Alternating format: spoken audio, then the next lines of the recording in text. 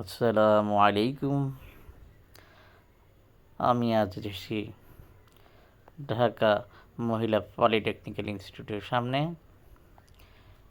এখানে আজকে কারিগরি ডিপ্লোমা পলিটেকনিক্যাল ইনস্টিটিউট ছাত্রদের অ্যাডমিশন টেস্ট চলছে।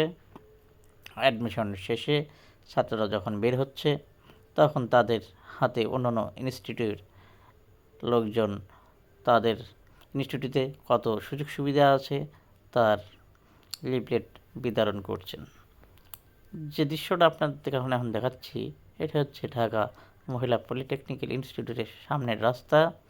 এখানে সুন্দর সবুজে ঘেরা গাছপালা, গাছের মধ্যে সুন্দর সুন্দর ফুল ফুটে আছে। সবুজে ঘেরা দেখতেই পাচ্ছেন আপনারা ক্যাম্পাসের বাইরের অবস্থান। এটি হচ্ছে ঢাকা মহিলা পলিটেকনিক্যাল ইনস্টিটিউট, একমাত্র সরকারি পলিটেকনিক্যাল ইনস্টিটিউট। দেখতে পাচ্ছেন আরও অভিভাবকগণ সামনে অপেক্ষা করে আছে।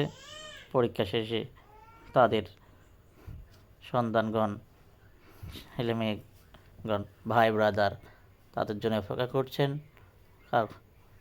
আরও এখানে অনেক ইনস্টিটিউটের লোকজন লিফলেট বিতরণ করার জন্য অপেক্ষা করে আছেন।